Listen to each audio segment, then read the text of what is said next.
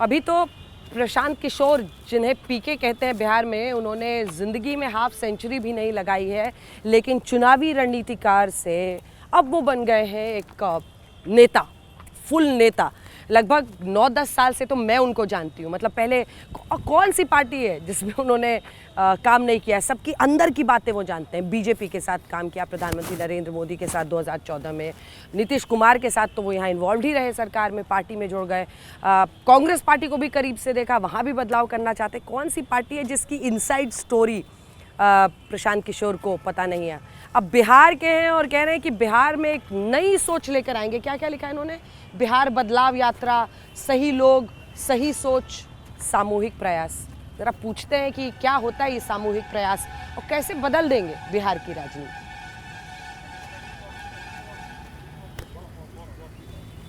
तो list final हो गया आपका? लिस्ट फाइनल हो गया, कब तक डिक्लेयर करें? 243 की 243 सब पे 243 करेंगे। और इतना मैं आपको बता सकता हूं कि किसी दूसरे दल के से पहले जनसुराज अपने कैंडिडेट्स की घोषणा कर देगा, ताकि कल होके कोई ये न कहे कि अरे इनको दूसरे दल से टिकट नहीं मिला इसलिए जनसुराज में आ गए।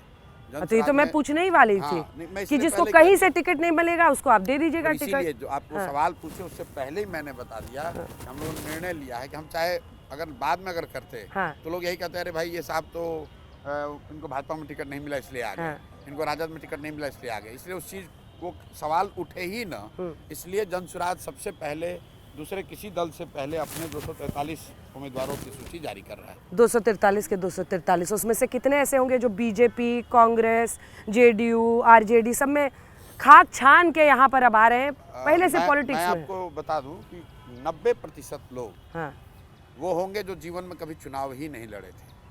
90%? 90%। मतलब आप मानकर चलिए कि करीब करीब 200 से ज़्यादा लोग ऐसे होंगे जिन्होंने कभी किसी दल से चुनाव नहीं लड़ा है, और उसमें भी बहुत आयत ऐसे होंगे जो किसी दल से राजनीति भी न किए हों। आपको उस सूची में बिहार के जिलों के सबसे बड़े डॉक्टर, सबसे बड़े वकील, सबसे बड़े समाज सेवी, सबसे बड़े बिजनेसमैन, उस तरह के लोग दिखेंगे। आपको कौन सी कैटेगरी में रखना है?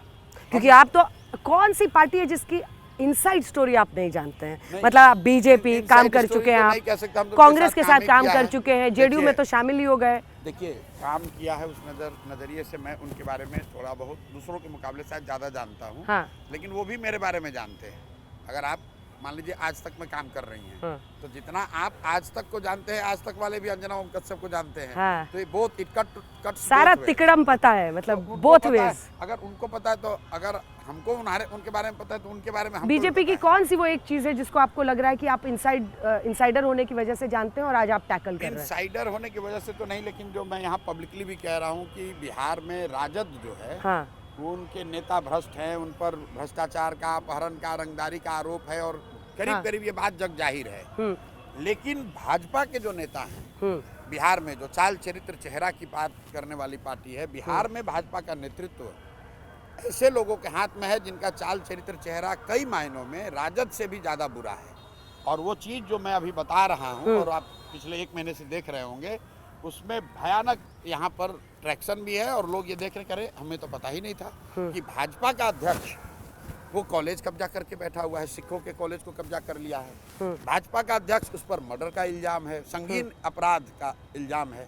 और सिर्फ एक व्यक्ति की बात नहीं है, भाजपा के जितने भी अध्यक्ष बने हैं, जैसे तेजस्वी यादव 9th नहीं पास किए हैं, ये चर्चा खूब चली, हमने भी कहा।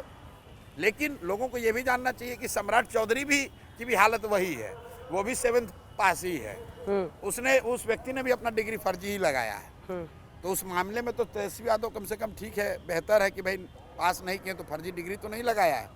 सम्राट चौधरी की तो हालत यह है कि फर्जी डिग्री लगा लिया है। तो ये एक नई बात बिहार के लोग, बिहार की जनता, बिहार के वोटरों को दिख रहा है कि चाल चरित्र चेहरा की बात करने वाली पार्टी भाजपा, उसके जो कम से कम बिहार के नेता है, उनकी हालत कई मायनों में राजद के भ्रष्ट नेताओं से भी बुरी है। लेकिन आपके अंदर का मोदी फैन जो है ना, मुझे लगता है बीच बीच में जाग जाता है। आजकल आप बिहार में एक थ्योरी दे रहे हैं कि कुछ सालों बाद आपको प्रधानमंत्री नरेंद्र मोदी एक मॉडरेट हिंदुत्व वाले नेता लगेंगे। बोला है ना आपने? बोला है। क्यों बोला, क्या आधार है? वो मोदी फैन अंदर जिंदा है? नहीं।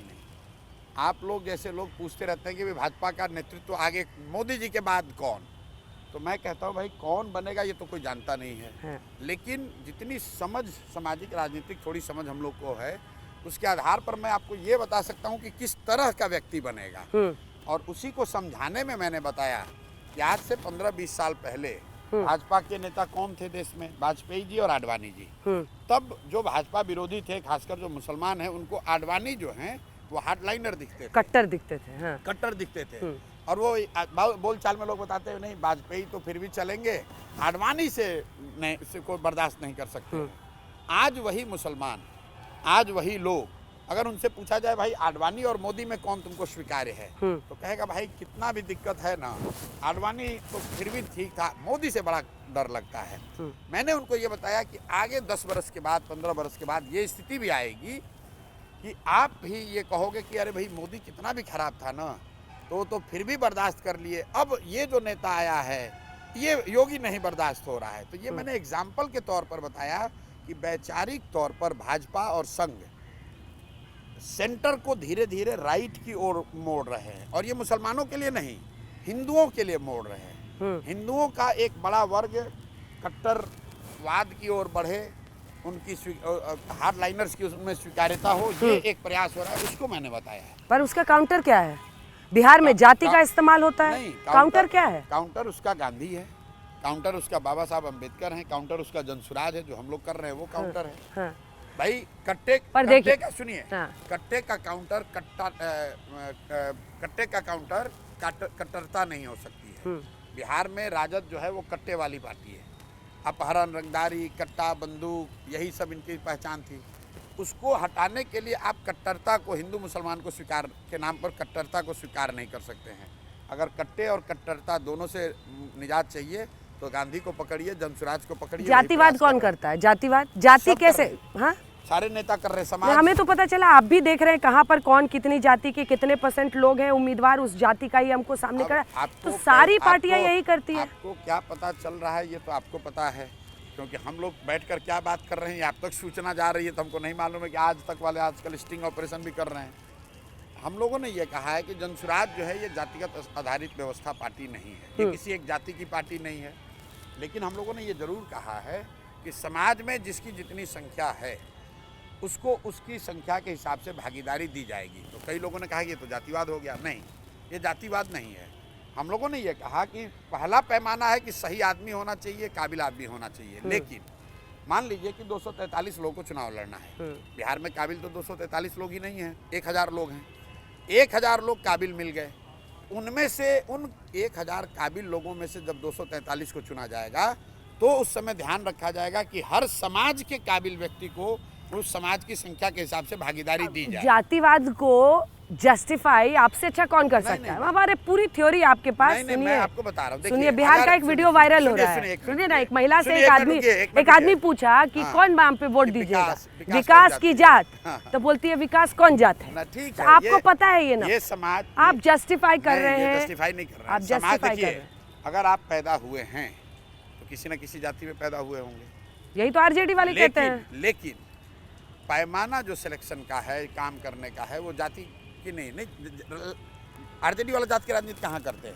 मैं तो मन से कहता हूँ लालू जी जात की राजनीति करते ही नहीं है। अगर लालू जी जात की राजनीति करते तो जनसुराज ने ओपन कहा है कि भाई यहाँ पर हिंदुओं में सबसे बड़ी आबादी यादवों की है, आप यादव में कोई काबिल आदमी को लीडर बनाइए, हम लोग उसकी मदद करेंगे। लालू जी कहाँ कह रहे हैं? लालू जी कहाँ कह रहे हैं कि यादव कोई लीडर बन जाए? लालू जी ये कह रहे हैं कि हमारा लड़का राजा बने, हमारा लड़का लीडर बने, और सारे यादव समाज के लोग तुम लोग हमको वोट दो। देखिए, नेता जो है वो तो अपनी जात की राजनीति कर रहा है, अपने बेटे की राजनीति कर रहा है। जात में हम और आप उलझे, समाज उलझा है। लालू जी अकेले नहीं हैं, मांझी जी हैं, पासवान जी हैं, पंडित जी हैं, कुशवाहा है, भूमिहार है, सहनी, जो भी जिस जाति का है, नेता अपनी चिंता कर रहा है, अपने बच्चे की चिंता कर रहा है। जात में समाज उलझा है। अगर लोग जातियों की राजनीति करते और अपने जात की भी चिंता की होती तो कम से कम बिहार में आधी जनसंख्या का तो कल्याण हो गया रहता। यादव समाज के सारे बच्चे पढ़ लिख गए होते, यादव समाज के गांव की स्थिति सुधर गई होती, वहाँ पर बढ़िया स्कूल और अस्पताल होता। आप भैया राघोपुर चलिए, जहाँ यादवों की 1 लाख से ज़्यादा आबादी है, जहाँ से तेजस्वी यादव खुद विधायक बनकर जीत कर आए हैं, वहाँ पर स्थिति जाकर देख लीजिए, लोग बाढ़ में डूबे हैं कि नहीं, जाकर मुझे एक मॉडल स्कूल, एक अच्छा स्कूल दिखा दीजिए, एक अस्पताल दिखा दीजिए पूरे राघोपुर में। तो राघोपुर की आवाज बनिए आप, लड़िएगा चुनाव उनके सामने। लोग तो कह ही रहे हैं कि भाई लड़िएगा, लोग कह रहे हैं। आपके मन में क्या, आप जो चाहिएगा आपकी पार्टी आप बनाए। ऐसा नहीं है, ऐसा आपको लगता है। हम लोग को जितनी समस्या डेली आपकी नहीं चल रही है पार्टी में, चल रही है, ऐसा तो नहीं चल रही है, ऐसा तो नहीं कह सकता हूँ, लेकिन ऐसा भी नहीं है कि मैं जो कहूँगा वही होगा। जैसे मैंने कहा कि जुलाई में टिकटों की घोषणा कर दी जाए, लेकिन पार्टी की कोर कमेटी की बैठक हुई और लोगों ने एक कहा कि नहीं, ये नहीं कर सकते हैं, हम लोग भी इसमें शामिल होना चाहते हैं, हमारी भी इसमें भागीदारी होनी चाहिए, चर्चा होनी चाहिए। तो देखिए चर्चा चल रही है और उस चक्कर में 2 महीना लेट हो रहा है। और लोग सवाल भी कर रहे हैं कि प्रशांत जी आपने तो कहा था कि जुलाई में अनाउंस कर दीजिएगा, तो क्यों नहीं किया? तो इसलिए कि पार्टी में और भी वॉइस है, सबको साथ में या किचकिच चल रहा है, सबको लग रहा होगा हमको टिकट दीजिए, हमको टिकट दीजिए। नहीं, देखिए एक बड़ा वॉइस और चेहरा मेरा जनसुराज में है, मैं उससे इनकार नहीं कर रहा हूँ, लेकिन मैं एकमात्र चेहरा नहीं हूँ। और दूसरी बात, आज के दौर में आपको ऐसा लग रहा है कि जनसुराज मतलब प्रशांत किशोर, प्रशांत किशोर मतलब जनसुराज, लेकिन ये ऐसा इसलिए है कि अभी ये शुरुआती दौर है। कांग्रेस जब बनी होगी तब किसी जमाने में मोतीलाल नेहरू उसके चेहरा थे, फिर जब महात्मा गांधी आ गए तो महात्मा गांधी चेहरा हो गए, फिर कभी नेहरू की कांग्रेस हो गई, फिर कभी इंदिरा जी की कांग्रेस हो गई। मतलब हर समय कालखंड में जो सबसे ज़्यादा प्रयास करेगा, कोशिश करेगा, चेहरा वो बनेगा।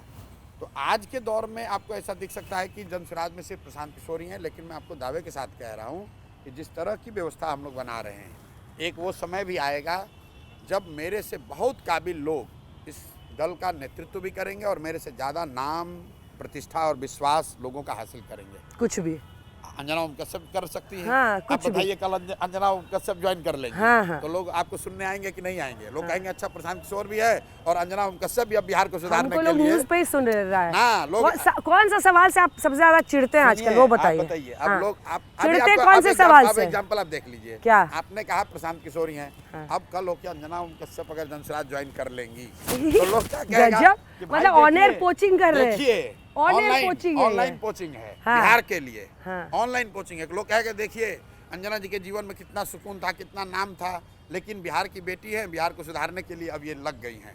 तो प्रशांत किशोर से भी ज़्यादा बड़ा नाम आपका हो जाएगा, आपको ज़्यादा लोग पहचानते हैं मेरे मुकाबले, आपकी ज़्यादा चर्चा चलने लगेगी, आपका नेतृत्व हो जाएगा। अब हो गया, मेरा वाला पार्ट हो गया। आपने सवाल पूछा, उसके आगे बढ़ते हैं। प्रशांत जी ये बताइए कि 243 सीट पर आप लड़ रहे हैं, है ना? 243 आपने प्लान बनाया। 35 साल से कोई ब्राह्मण यहाँ पर तो सीएम नहीं बन पाया है। आपकी जाति सबसे ज्यादा, प्रशांत किशोर लिखते ही पता है क्या आता है? कास्ट। क्या आता है? लोग पता करते हैं कि कौन जात के हैं, ये भी लोग सर्च करते हैं। हाँ, सबसे ज्यादा सबसे ऊपर यही आता है। हाँ, जैसे लोग सर्च करते हैं कि अंजना ओम कश्यप के हस्बैंड कौन है। तो ये तो एक समाज की एक नॉर्मल जो, पर उनको जैसे पता चलता है ब्राह्मण है, सब कह रहे हैं ब्राह्मण तो अगर मान लीजिए आप जीत गए, आपको मेजॉरिटी आ गई, हाहाकार हो गया, आपने एकदम नई राजनीति कर दी बिहार में, सीएम कैसे बनिएगा? इसीलिए तो आप भी अध्यक्ष एक लेके आए ना भारती जी को, क्योंकि आपको बैलेंस करना था कि मैं तो हूँ, अगर मगर कुछ नहीं है, लेकिन मैं पिछड़ी जाति का आदमी साथ रख रहा हूँ। जीतेगा जनसुराज ही, इसको लिख लीजिए। सीएम आप बनिएगा?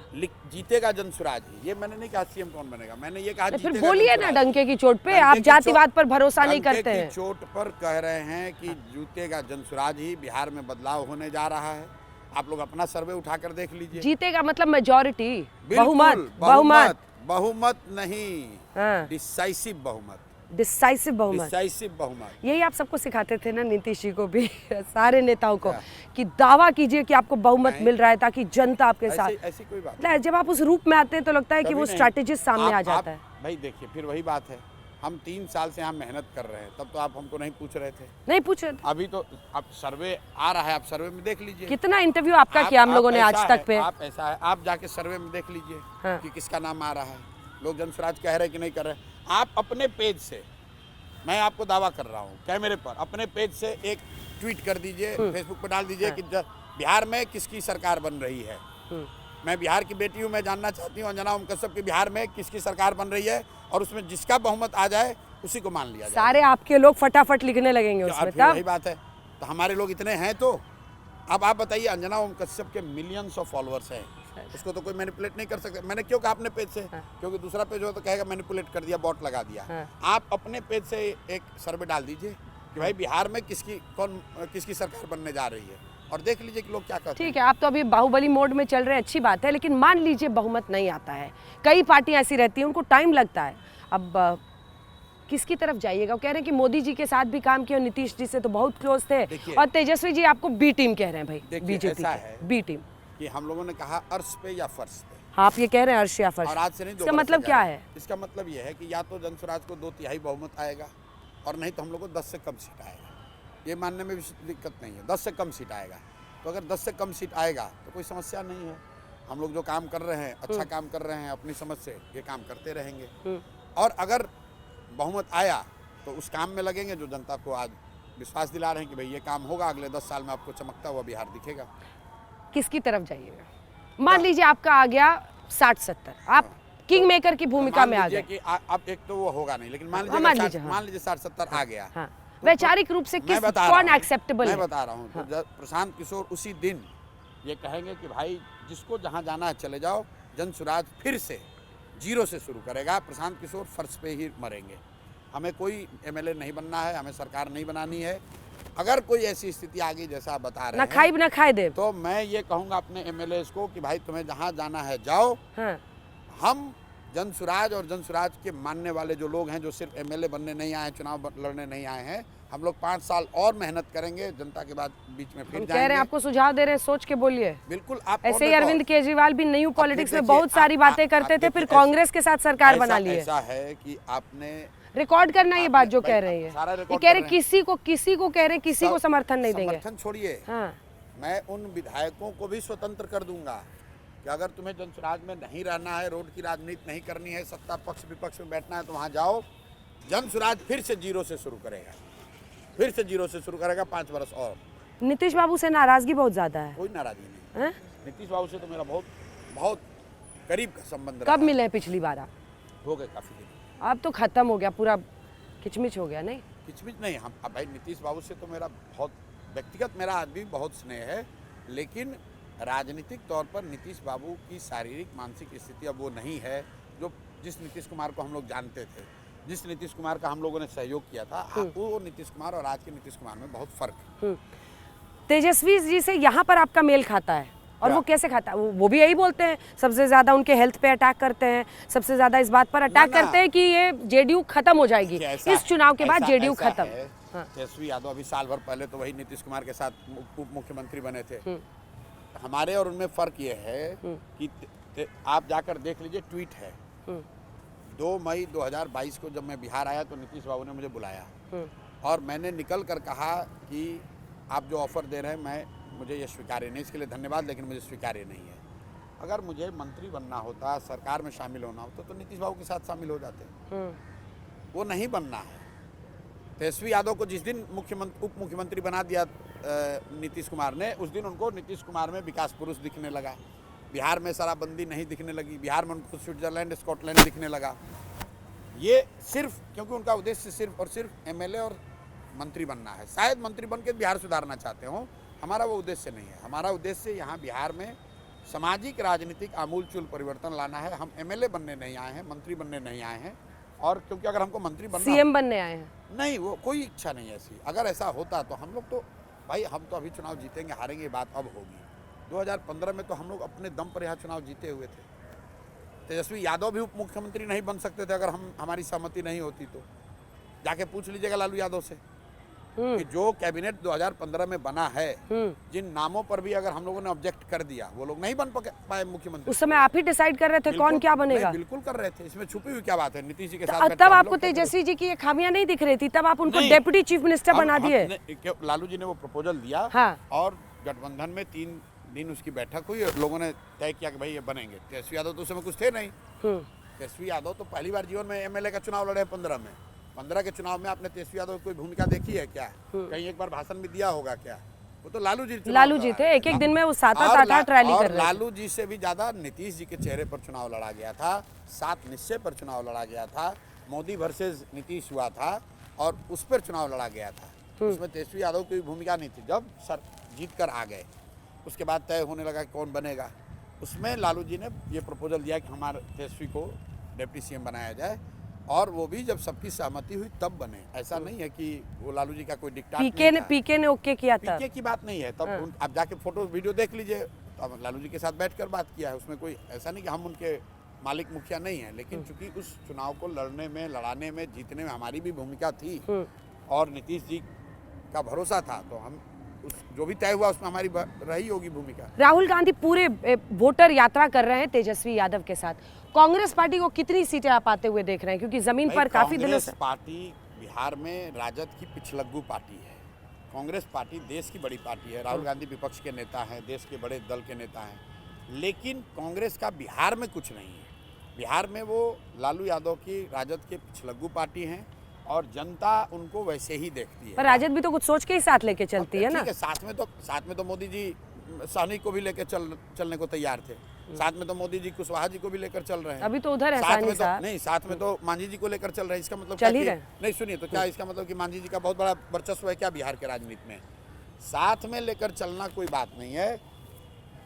सच्चाई ये है कि यहाँ पर राजद मुख्य दल है, कांग्रेस पिछलग्गू दल है। अगर राजद का साथ न हो तो यात्रा का बात छोड़िए, कांग्रेस वाले 5000 आदमी नहीं जुटा सकते हैं बिहार। राहुल गांधी तो कह रहे हैं कि बहुत सफल उनकी यात्रा रह रही है, हजारों हजार लोग सिर्फ राहुल जी को सुनने आ रहे हैं। ठीक बात है, वो उनका अपना मानना है, वो कह सकते हैं, लोकतंत्र है, कोई इसमें दिक्कत नहीं। आपने मेरा आकलन पूछा तो मैंने बताया कि कांग्रेस देश की बड़ी दल हो सकती है, राहुल गांधी दूसरे जगह पॉपुलर हो सकते हैं।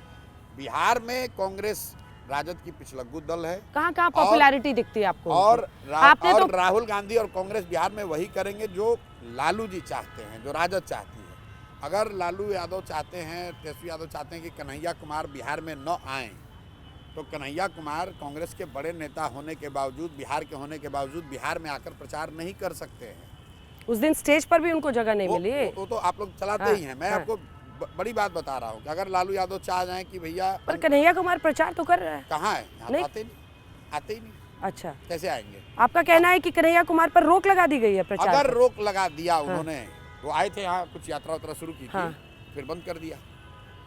कन्हैया अच्छे व्यक्ति हैं, सुलझे हुए व्यक्ति हैं, हमारे दल में नहीं है, लेकिन कांग्रेस के प्रभावी वक्ताओं में से एक युवा चेहरा है। भाई वो बिहार में क्यों नहीं है? इसलिए नहीं है कि राजद के नेताओं को लगता है कि कन्हैया कुमार आएंगे तो कोई एक युवा चेहरा कांग्रेस का खड़ा हो जाएगा, कांग्रेस थोड़ी मजबूत हो जाएगी, तो हम लोग का पिछलग्गू पार्टी नहीं रहेगा। तो कांग्रेस अपने हितों का बलिदान करके भी राजद के साथ चल रही है। इसलिए चल रही है कि दिल्ली में लालू जी की मदद मिलती रहे, जैसे भाजपा वाले कर रहे हैं। अपना नुकसान करके भी नीतीश को आगे बढ़ा रहे हैं, क्योंकि 12-15 सांसदों का समर्थन दिल्ली में मिलता रहे, इसलिए मुख्यमंत्री बना हुआ है। पिछली बार क्या बात थी? पिछली बार क्या बात थी? यही थी। पिछली बार कौन सा उनकी समर्थन? पिछली बार तो 303 सीट थी। यही बात है ना कि यहाँ बिहार में जो 35 MP जीतने का लालच है। सीएम को अंडरमाइन कर रहे हैं। नहीं, बिल्कुल अंडरमाइन। आप सोचिए 12 सीट लोकसभा में ले आए वो, सबने कहा था खत्म, इतना पलटू इधर उधर पलटते हैं। यही बात आप लोग समझते हैं। नीतीश कुमार, कांग्रेस को 99 सीट आया है, तो कांग्रेस को किसकी ताकत ज्यादा है या कम है? किसी जमाने में 400 सीट लाने वाली पार्टी अगर 99 सीट लाए तो उसकी, मेरी समझ से उसकी ताकत कम हुई है।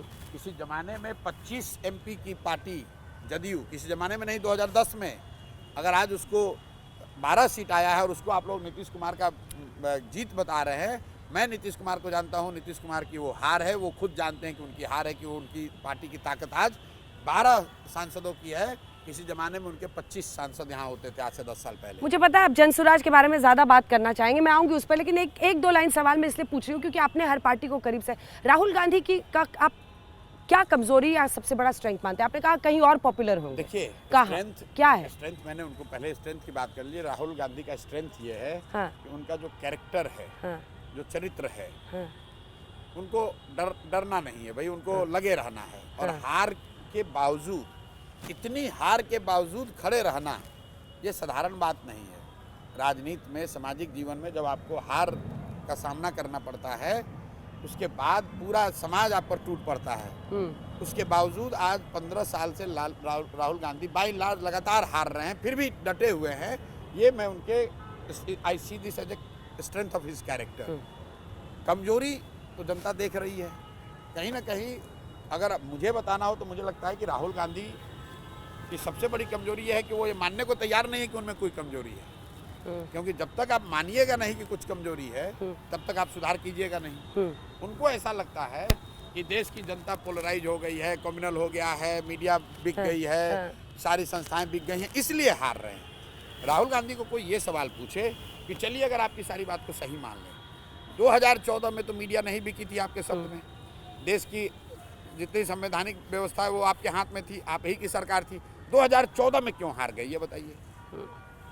अगर आज मान भी ले कि आज इलेक्शन कमीशन लूट रहा है, आज मीडिया उनको बर्बाद कर रही है, आज मोदी जी ने सब कब्जा कर लिया, मान ली इस बात को, तो ये बताइए कि 2014 में क्या हुआ। 2014 में तो आपके पास मीडिया थी, आपके पास सारी ताकत थी, क्यों हारे? राहुल उस समय कहाँ इतना एक्टिव थे कि पार्टी मतलब पार्टी लीड कर रहे हैं। अरे आप इंडिया टुडे का कवर फोटो उठाकर देख लीजिए, आप लोग भूल जाते हैं। 2009 में जब राहुल गांधी यूपीए 2 की सरकार बनी तो 2009 से 2014 के बाद कम से कम 8 बार कवर पेज पर राहुल गांधी हैं देश के भविष्य के तौर पर। इंडिया टुडे बता रहा था, वो ऐसे दिन थे, इंडिया टुडे बता रहा था, वो ऐसे दिन थे जब पीएम बता रहा था, वो ऐसे दिन थे जब था कि पीएम के तब मोदी जी कवर पर नहीं थे, वो ऐसे मीडिया को भी दिखाता है। वो ऐसे दिन भी भाई उगते सूरज को सब प्रणाम करता है, ये छठ में भी होता है। जिसको आप उगता सूरज कह रहे हैं वो पब्लिक सेंटिमेंट भी एक चीज होती है, पब्लिक सेंटिमेंट कि पब्लिक बनाती है किसी नेता को, फिर वो उस तरह से उस समय आप भाई 3 बार से चुनाव लड़ रहे हैं ना, हरा के वो दिखाएं। आपने कहा कि 2014 ममता बनर्जी को कोई उखाड़ पाया, ममता बनर्जी को कोई उखाड़ पाया। 2014 में आपने कहा कि सक्रिय नहीं थे, मैं उस पर बताया कि आप जाकर अपने इंडिया टुडे को देख लीजिए, 2009 से 14 के बीच में 8 बार राहुल गांधी मुख्य पृष्ठ पर हैं इंडिया टुडे के। पर वो लीडरशिप रोल, पार्टी के पीएम बनेंगे, ये सब बनने का है या नहीं। अगले सवाल पर अब आते हैं। नीतीश कुमार, सवाल सुन लीजिएगा। नीतीश कुमार आप कुछ भी कहिए लेकिन एक सर्वाइवर रहे हैं वो, और अजीब मतलब स्थिति है बिहार में कि तीसरे नंबर की पार्टी, उनके वो सीएम बने रहते हैं, कभी ये जाके उनको सीएम बनाते हैं, कभी वो जाके। कि नीतीश कुमार की ताकत क्या है? नीतीश कुमार की ताकत है to do politics from position of weakness. ऐसे, और नीतीश कुमार ऐसे अकेले नेता नहीं है। हाँ। वाजपेयी जी, नरसिम्हा राव जी, नीतीश कुमार, देवगौड़ा, ये ऐसे लीडर हैं जो कि जब आपको लगे ये कमजोर दिखते हैं, यही इनकी ताकत है, क्योंकि ये कॉन्सेंसस बना सकते हैं, ये सबको साथ लेकर चल सकते हैं, और सब कोई इनसे थ्रेटन फील नहीं करता है। सब सोचता है चलो इनको आगे रखो, मुखौटा के तौर पर पीछे अपना काम करते रहो। जब नीतीश कुमार मजबूत थे 2010 में, तब इनकी सीधे भाजपा से आर पार की लड़ाई हो गई। जब कमजोर हैं तो उनकी वही ताकत है कि from the position of weakness they do politics and they still survive. तो कैसे सर्वाइव करते हैं? मतलब आप पता नहीं, आप कमजोर कह रहे हैं। सर्वाइव किए, देवगौड़ा कैसे सर्वाइव किए, वाजपेयी जी कैसे माइनॉरिटी की गवर्नमेंट चलाते थे। ये एक जेनरे ऑफ पॉलिटिक्स है वेयर स्ट्रॉन्ग, जैसे मोदी जी का जो जेनरे है वो इंदिरा जी जैसा, आप देखिए स्ट्रॉन्ग लीडर हैं, इन्हीं का वोट है, इन्हीं का नोट है, इन्हीं के पर सब कुछ है। वाजपेयी जी का वैसा नहीं था। वाजपेयी जी भी थे, आडवाणी जी भी थे, संगठन भी था, सुषमा जी भी थे, जेटली भी थे, सब लोग थे। नरसिम्हा राव अकेले नहीं थे, उसी तरह नीतीश कुमार अकेले नहीं है।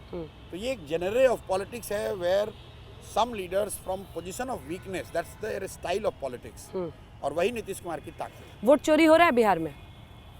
देखिए, चोरी करने की कोशिश बिहार में वोट की हो रही होगी, हो रही है, होगी, हाँ बिल्कुल होगी, हो रही है, चल रही होगी, हो रही है, चल रही है, इसलिए हो रही है कि आप बताइए कि 20 राहुल गांधी से आपका मिला हुआ तो है थोड़ा कनेक्शन। अभी तो आप हमको मोदी से मिला रहे थे। हम पूछ रहे थे, हम तो पकड़ना चाह रहे कि आपका एंटीना कहाँ पकड़ रहा है, एंटीना कहाँ पकड़ रहा है आपका। हाँ, SIR 20 वर्ष के बाद हो रहा है। तो पहला सवाल भाई क्यों हो रहा है? आपने कहा कि इलेक्टोरल रोल के शुद्धि के लिए हो रहा है। तो मेरे भाई 1.5 वर्ष पहले इलेक्टोरल रोल से वोट हुआ, जिसमें पार्लियामेंट और मोदी जी का चुनाव हुआ। तो क्या वो इलेक्टोरल रोल शुद्ध नहीं था? आप कह रहे नहीं 1.5 वर्ष में इसमें घुसपैठिए आ गए। तो अगर घुसपैठिए आ गए तो देश में और बिहार में किसकी सरकार है? भाजपा की, नीतीश की सरकार है। तो इसका मतलब कम से कम आप ये मान रहे हैं कि 1.5 वर्ष में बांग्लादेश से, नेपाल से घुसपैठिए आए, बिहार में सेटल हो गए, बिहार में डॉक्यूमेंट बनाया और वोटर लिस्ट में अपना नाम जोड़ लिया, क्योंकि सरकार तो आप ही की है। तो दोनों ओर तो आप बात नहीं कर सकते हैं। या तो आप कह रहे हैं कि जो पीछे इलेक्टोरल रोल था वो सही नहीं है, और अगर वो सही नहीं है इसके लिए सुधार कर रहे हो। इसमें 2 हिस्से हैं, एक तो घुसपैठियों वाला है, दूसरा है कई लोग मृत्यु हो जाती है लेकिन उनका नाम नहीं कटता है, कई लोग दूसरी जगह जाते हैं, पहला वोटर कार्ड सबमिट करने की प्रथा ही नहीं इंडिया में। डेथ वाली जो बात है या 2 जगहों पर, डेथ वाली जो बात सुनिए, ये एक तो एडमिनिस्ट्रेटिव इनएफिशिएंसी है, और दूसरा अगर आप इसमें पॉलिटिकल कॉन्स्पिरेसी जिसकी चर्चा नहीं हो रही है, इतने डेथ लोगों का डेथ जो लोग जिंदा नहीं उनका नाम इसलिए है क्योंकि यहाँ पर जो 10 साल पर होना चाहिए था जनसंख्या का गणना वो हुआ नहीं, और कोविड के बाद से एक तरह से ये सरकार और व्यवस्था ने डेथ नंबर को सप्रेस करने के लिए इन लोगों को चलो चलते रहने दो वाली बात है। वैसे भी अगर आप 13 करोड़ की आबादी है बिहार में, 8% क्रूड डेथ रेट है, तो 50-60 लाख लोग तो हर साल मरेंगे ही। तो वो तो एक नेचुरल प्रक्रिया में ही वो सुधार हो जाना चाहिए। ठीक है। इसमें कोई साइंटिस्ट बनने की तो जरूरत वोट चोरी हो रही है कि नहीं हो रही है? वोट चोरी करने का प्रयास हो रहा है। सत्ता में जो लोग रहते हैं वो कोशिश करते हैं कि जो ये शुद्धिकरण का प्रयास इतने है, सारे बीएलओस को लोग जमीन पे मैनिपुलेट कर रहे हैं। बीएलओ नहीं करता है ना भाई, ये तो सरकारी व्यवस्था है। देखिए बीएलए सब कहाँ है, पार्टियों वाले? जो पूरा प्रयास है वो तो यही है, शुद्धिकरण के नाम पर किया जा रहा है। लेकिन आपको मालूम है कि जो प्रवासी मजदूर आएगा हमारे खिलाफ वोट देगा तो उसको काट दो, ये मुसलमान है ये हमारे खिलाफ वोट देगा तो इसका नाम काट दो। तो इसलिए मैं कह रहा हूँ कौन काटता है नाम? सरकार और व्यवस्था, इलेक्शन कमीशन मिलकर काट रहा है।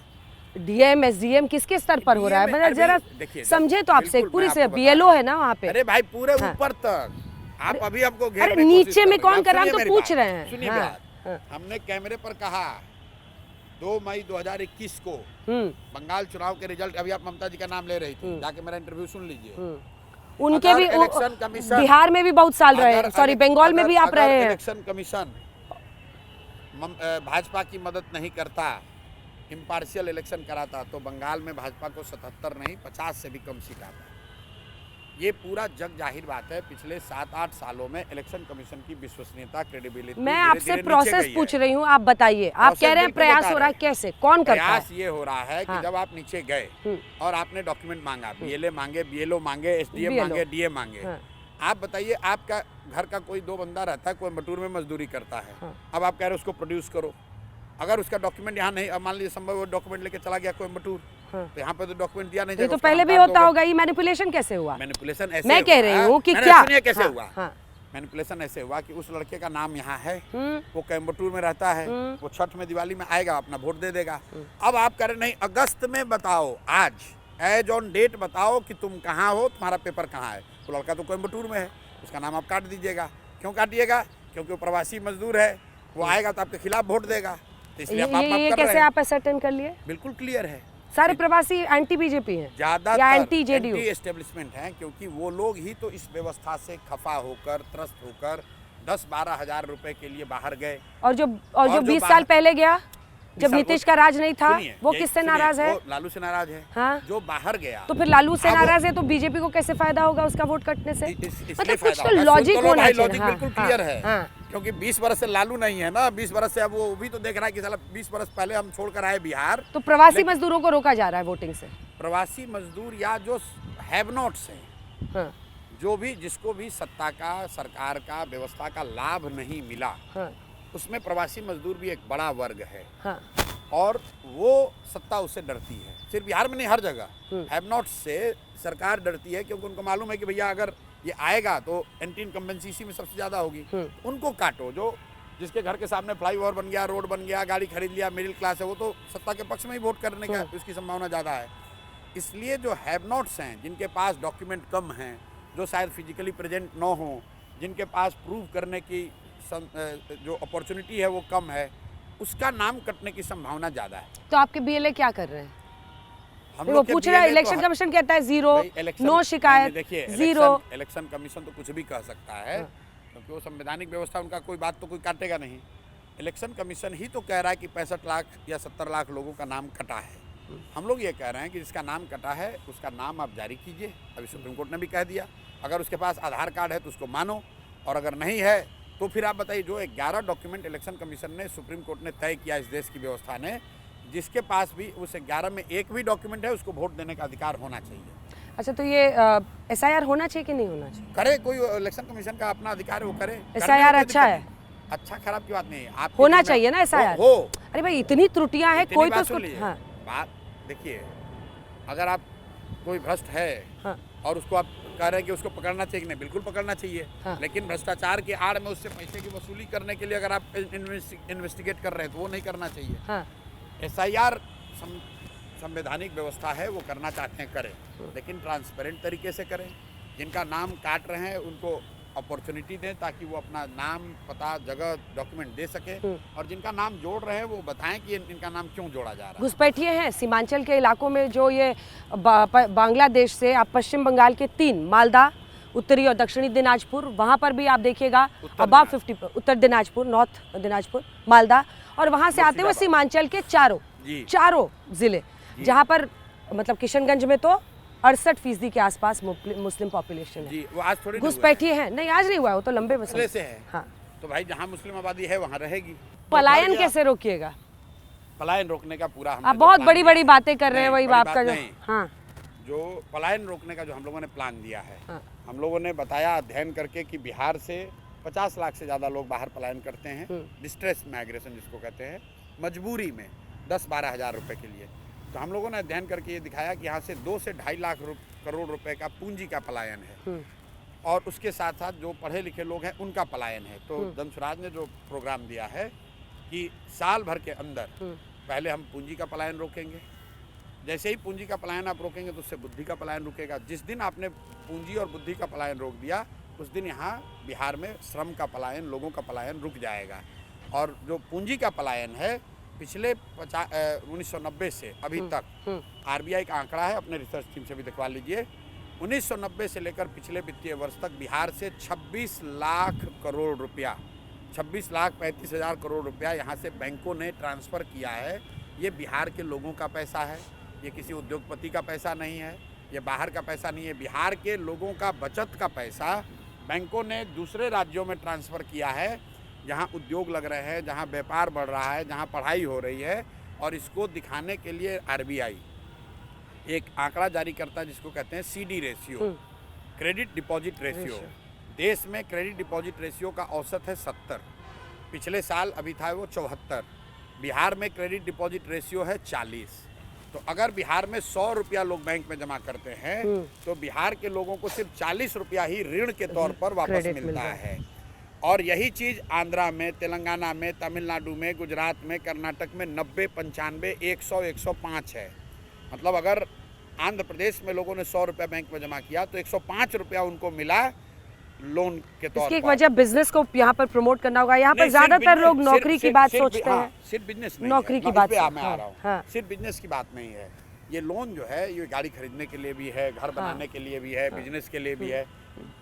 तो ये लोन न देने की जो टेंडेंसी है कि बिहार में क्रेडिट है ही नहीं। दूसरा आपने जो अच्छी बात कही कि लोग यहाँ ज़्यादा सरकारी नौकरी सोचते हैं। सामाजिक एक संरचना ऐसा है कि गुजरात में आदमी लोन लेता है बिजनेस करने के लिए, बिहार में आदमी लोन लेता है बेटी का ब्याह करने के लिए, घर बनाने के लिए और अपने बेटा को पढ़ाने के लिए। बेटी को पढ़ाने के लिए भी लोन कम ही लोग लेंगे।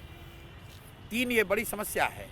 तो हम लोगों ने कहा कि ये रिस्क टेकिंग एबिलिटी सरकार समाज की बढ़े, उसके लिए जो जनसुराज प्रोग्राम दे रहा है, इंटरेस्ट सबवेंशन स्कीम ला रहे हैं। क्योंकि मैंने पूरे बिहार में यहाँ समाज में अध्ययन कराया कि लोग लोन लेकर बिजनेस करने से क्यों डरते हैं।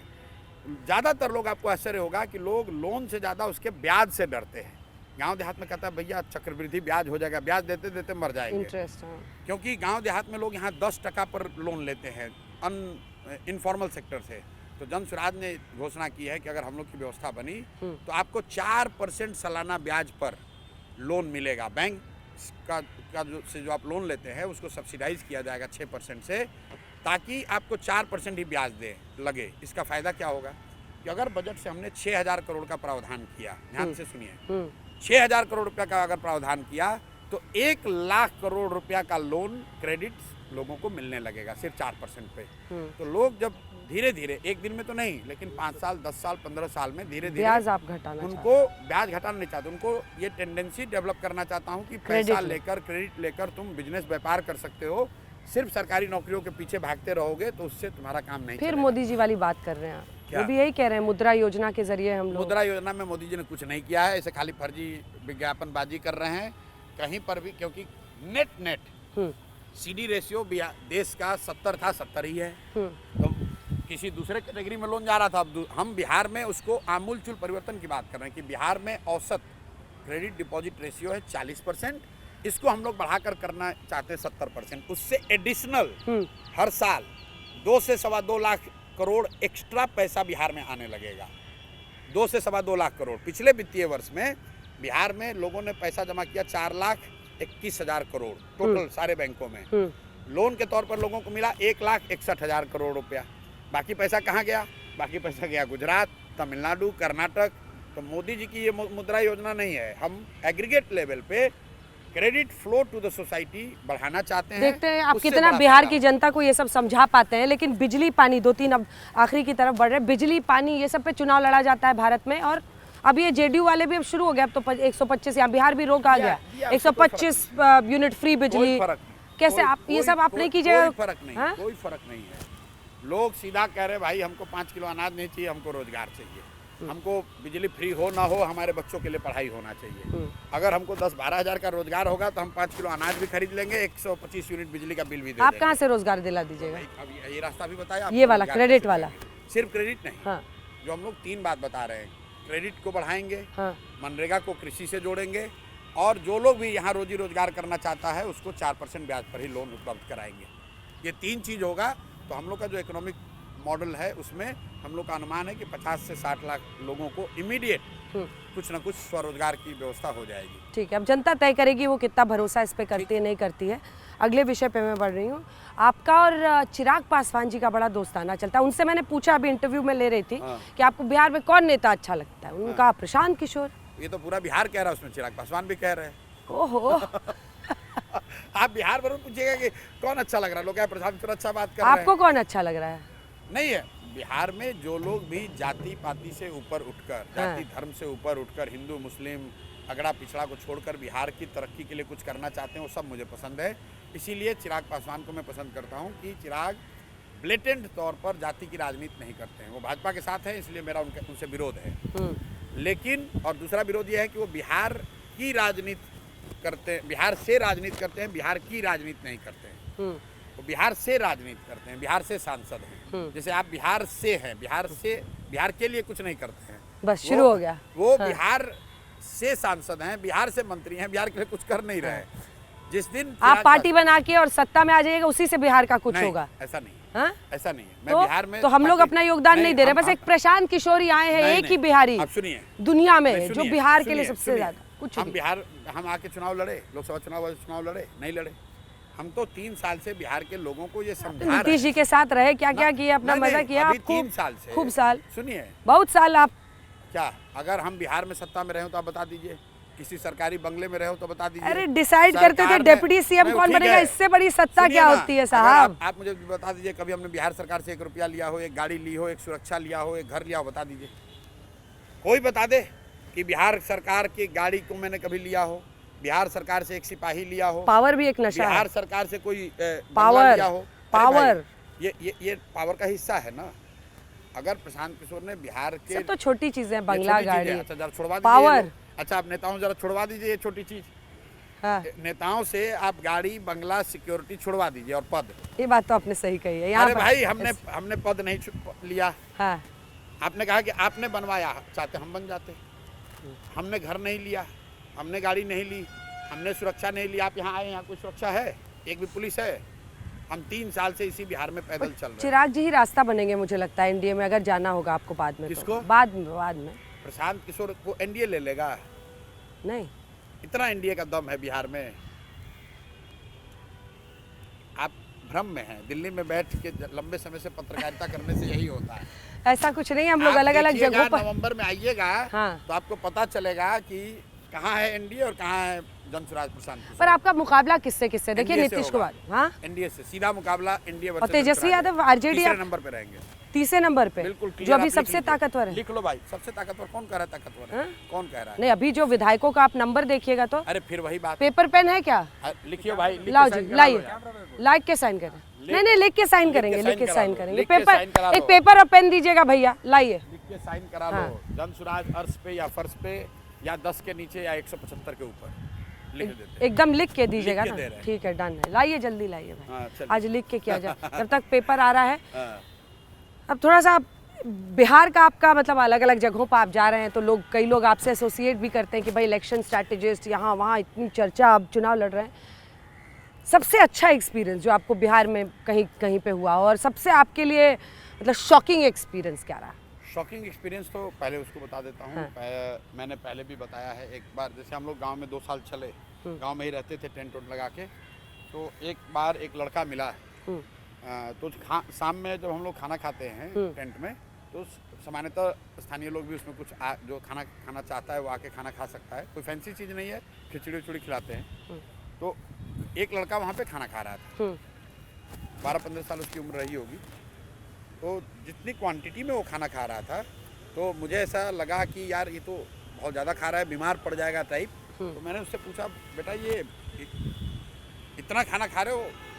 बोला हाँ। कितना खा सकते हो? बोला जितना दे दीजिए उतना खा लेंगे। तो मैंने बोला कि घर पे रोज इतना खाना खाते हो? बोला सर आज तक जीवन में ऐसा हुआ ही नहीं कि मेरा पेट भर गया हो और तसले में भात बाकी हो। ये इतनी बड़ी बात है।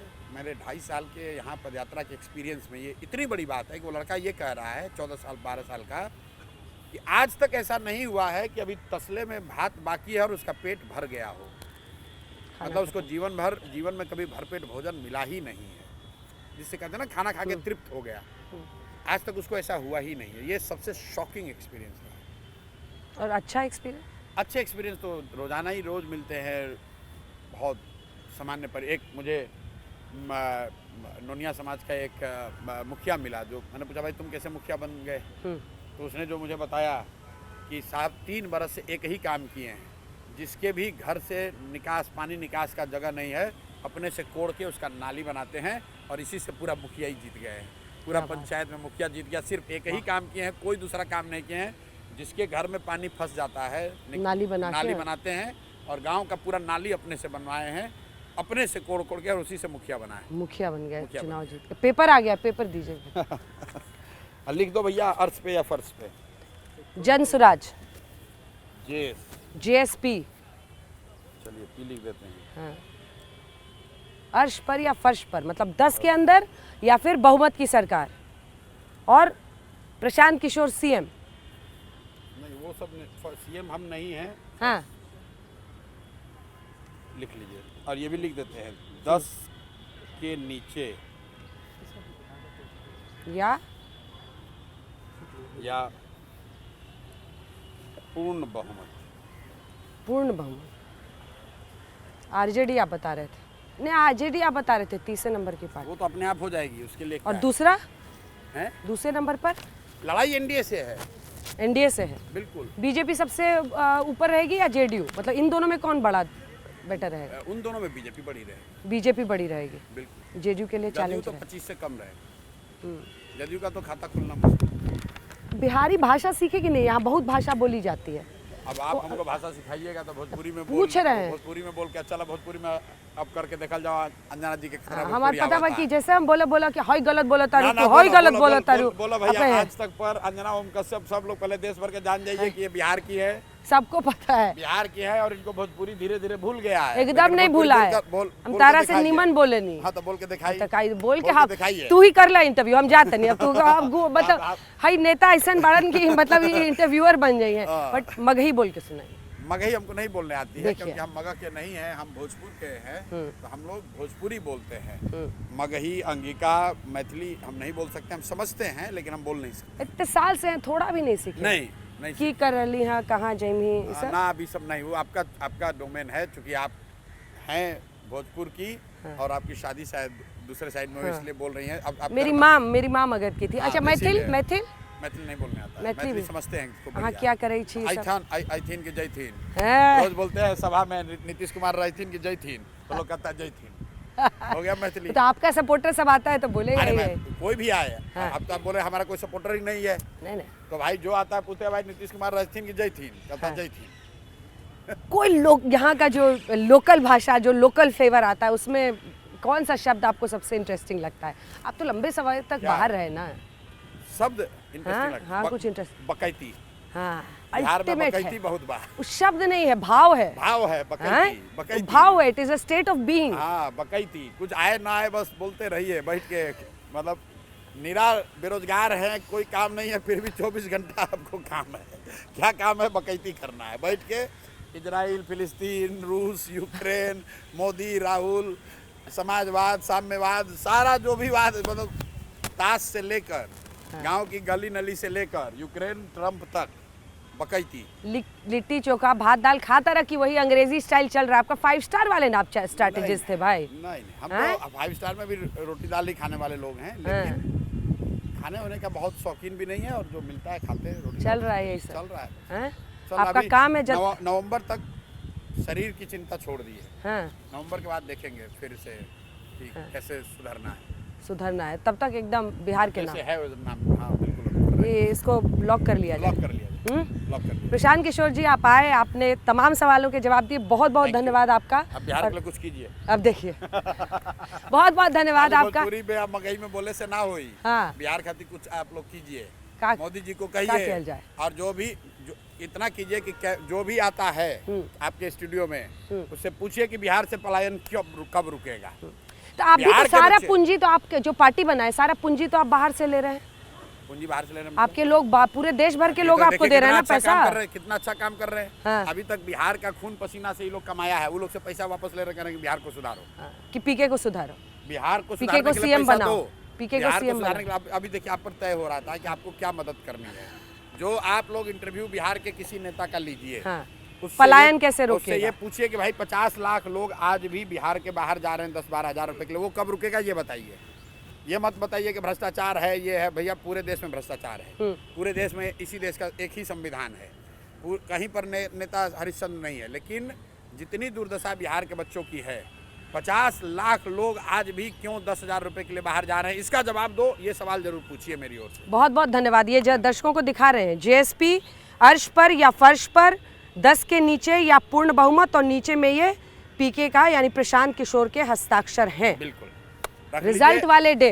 बिल्कुल, अगर आप घुस पाए इस कंपाउंड में तो मतलब डरा रहे हैं। इतनी भीड़ रहेगी। आप नहीं, यहाँ जो सत्ता में आता है वो डराता है थोड़ा। ना डरा इसलिए घुस पाए, मतलब अगर जन सैलाब आएगा। जब जीत होगी तो आपको उतनी भीड़ रहेगी। पहला इंटरव्यू दीजिएगा। पहला दूसरा की बात नहीं, जो पहले घुस पाएगा उसका इंटरव्यू हो जाएगा। देश दुनिया की बाकी खबरों के लिए आप देखते रहिए आज तक।